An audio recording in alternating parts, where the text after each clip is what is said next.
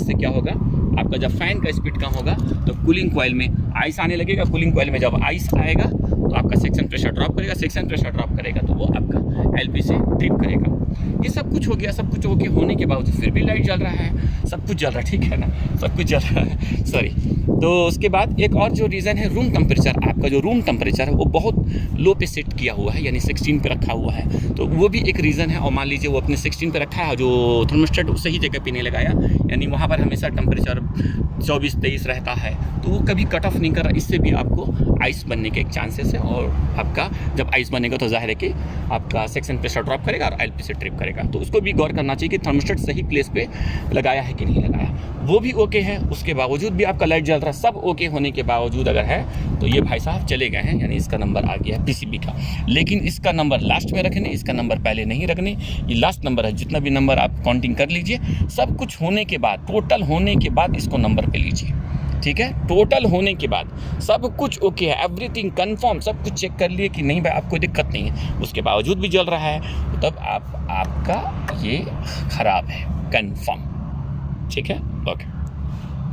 हाँ, अब हो गया आपका लो साइड का हम लोग बता दिए। अब हम लोग चलते हैं एचपी वाला पे। एचपी पे सेम आपको बोला यही सेम लाइट अगर वो ऑन ऑफ हो रहा है लेकिन फास्ट हो रहा है, स्पीड से जल्दी पे 5G स्पीड के जैसे, तो समझ लीजिए कि अब आपका वो एचपी पे ट्रिप किया है। तो वो आपको बहुत बता दिया, यानी कि आपको प्रॉब्लम बता दिया। अब आपको ढूंढना है कि एचपी के जितने रीज़न उसमें से कौन सा रीज़न पे वो ट्रिप हुआ है। तो ठीक है, मान लीजिए आपका ये लाइट फास्ट ब्लिंक कर रहा है, आपको पता चल गया कि ये एचपी पे ट्रिप किया। अब एचपी पे ट्रिप किया तो सबसे पहले जो हमें चेक करना है, कहाँ जाना है, सबसे पहले चेक करने के लिए हमें जाना है कंडेंसर कॉइल की तरफ। कंडेंसर कॉइल साफ़ है कि नहीं, गंदा तो नहीं है। सबसे पहले कंडेंसर कॉइल की तरफ जाए, कंडेंसर कॉइल को चेक कीजिए। कंडेंसर कॉइल गंदा तो नहीं है, कंडेंसर कॉइल मान लीजिए साफ़ है, उसके बावजूद भी वो ये हो रहा है, तो फिर हमें क्या देखना है, हमें मोटर का डायरेक्शन देखना है कि मोटर जो कंडेंसर फैन मोटर है वो सही चल रहा है कि नहीं, उसका डायरेक्शन सही है कि नहीं, उसका एम्पेयर सही है कि नहीं, उसका CFM सही है कि नहीं, वो हमें देखना चाहिए। और उसके बाद वो देखने के लिए आप उसका एम्पेयर पे भी जाए। ओके, ये हो गया। वो भी मान लीजिए फ़ैन भी ठीक है, फिर भी आपका वो HP से ट्रिप कर रहा है, तो फिर आपको जाना होगा कंप्रेसर कॉन्टेक्टर की तरफ और उसका जो एम्पेयर आपको चेक करना पड़ेगा प्रेशर का, कहीं गैस को ओवरचार्ज तो नहीं किया है। गैस को ओवरचार्ज करेगा होगा तब भी आपका वो ट्रिप करेगा HP से। कभी कभी होता है कि टेक्नीशियन ने चार्ज करने के टाइम थोड़ा सा ओवरचार्ज कर दिया, ध्यान नहीं दिया, नोटिस नहीं किया, जो भी हो मिस्टेक से या मिस्टेक हो या नहीं हो, लेकिन गलती से ओवरचार्ज हो गया। जब भी आपका ओवरचार्ज होगा तो जाहिर है कि क्योंकि आपका प्रेशर वो ज़्यादा लेगा, प्रेशर ज़्यादा लेगा तो HP स्विच वो एक्टिव होगा और वो फिर कट ऑफ करेगा, वो ट्रिप करेगा। ओके, तो HP का ये भी एक रीज़न है। वायरिंग मैंने बताया था, कभी भी कुछ हो सबसे पहले वायरिंग की तरफ जाने कि इसका भी वायरिंग चेक करने, कहीं कोई लूज़ तो नहीं है, क्योंकि लूज़ है, जैसे ये कंडेंसर फ़ैन का वायर है तो ये सब लूज़ देखने, कहीं लूज़ होगा, जाहिर है कि एक फ़ैन यहाँ से लूज़ होगा तो कभी वो चल रहा कभी नहीं चल रहा, तो लूज़ कनेक्शन पर ज़रूर गौर करने। ये भी ओके है, सब कुछ ओके है, लेकिन उसके बावजूद भी आपको सिग्नल मिल रहा है, तो फिर सिग्नल मिल रहा है, फिर आपको जाना होगा सिस्टम की तरफ। आप एक्सपेंशन वाल्व ब्लॉक तो नहीं है, एक्सपेंशन वाल्व ब्लॉक होगा तब भी आपको इस तरह का प्रॉब्लम मिलेगा। एक्सपेंशन वाल्व ब्लॉक होगा तब भी आपको इस तरह का प्रॉब्लम मिलेगा, तो आपको उधर जाना पड़ेगा कि हाँ, हो सकता है कि प्रेशर एबनॉर्मल हो, ब्लॉक हो, सिस्टम ब्लॉक हो या एक्सपेंशन वाल्व ब्लॉक हो। तो वो एक्सपेंशन होगा तो आपको इजी पता चल जाएगा कि आपका सिस्टम जो प्रेशर है हाई साइड में आपको 400, 500, 550 जा रहा है, 410 की बात कर रहे हैं, इतना प्रेशर जा रहा है, 600 जा रहा है, 650 जा रहा है, और लो साइड में आपका 0 जा रहा है, एकदम स्टैंडिंग प्रेशर ठीक दिखा, लेकिन जब आप चालू करते हैं सडनली वो प्रेशर ड्रॉप कर जाता है। तो इस तरह से हो तो एक्सपेंशन पे आपका पूरा नज़र जाना चाहिए या सिस्टम पे जाना चाहिए, सिस्टम ब्लॉक तो नहीं है। तो इस वजह से एक HP की बात हो गया। ओके, बस ये मोटा मोटी है, और भी बहुत सारी चीज़ें हैं, इतना हम बस रखते हैं, और भी बहुत सारी चीज़ें हैं, लेकिन जो मोटा मोटी है बाद में वोल्टेज का भी इशू होने से भी हो सकता है, बहुत सारी चीज़ें हैं, लेकिन ये काफ़ी होगा एक AC को विजिट करने के लिए, चेक करने के लिए, प्रॉब्लम को फाइंड आउट करने के लिए। इतना आप 90% ईजीली आप प्रॉब्लम को फाइंड आउट कर सकते हैं। कुछ चीज़ें हैं क्योंकि फिर वही है कि आप हर चीज़ को आप एक्सप्लेन करेंगे तो उसके लिए हमको भी टाइम चाहिए, और जाहिर है कि आपको भी टाइम चाहिए, क्योंकि हमको भी अपना काम करना है, तो काम को भी मेरे पे बहुत वर्कलोड है। ओके, तो इतना काफ़ी होगा, बाद में धीरे धीरे वीडियो बनाएंगे और जितनी डिटेल देना है दोस्तों को, फ्रेंड्स को शेयर करना है, उस पर भी बात करेंगे। यहाँ तक के लिए बस ओके, थैंक यू।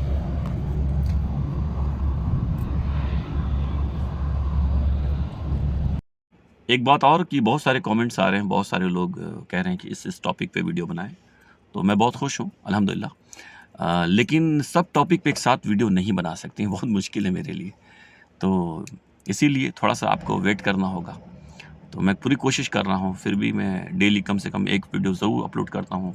बड़ा वीडियो, शॉर्ट वीडियो भी होता है, लेकिन बड़ा वीडियो जिसमें थोड़ा ज़्यादा मैसेज हो, शॉर्ट वीडियो में थोड़ा छोटा छोटा मैसेज होता है।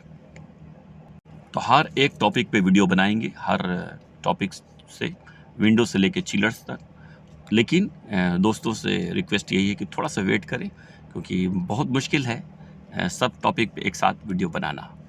मेरे चैनल को सब्सक्राइब करने के लिए यूट्यूब में जाएं, HVAC अमजद लिखें, मिला के लिखें, गैप नहीं करें, मिला के लिखें। जैसे आप यहाँ सर्च करेंगे, सर्च करें, आपको सबसे ऊपर में पहले ही मिलेगा, आपको पहले ही नज़र आ जाएगा। क्लिक करें, यहाँ पर सब्सक्राइब करें और ये लोगो याद रखें, HVAC अमजद। इस वीडियो को लाइक करें, हमारे चैनल को सब्सक्राइब करें, बेल आइकन जरूर प्रेस करें हमारी न्यू वीडियो सबसे पहले देखने के लिए। सब्सक्राइब करने के बाद ना घंटी बजा देना।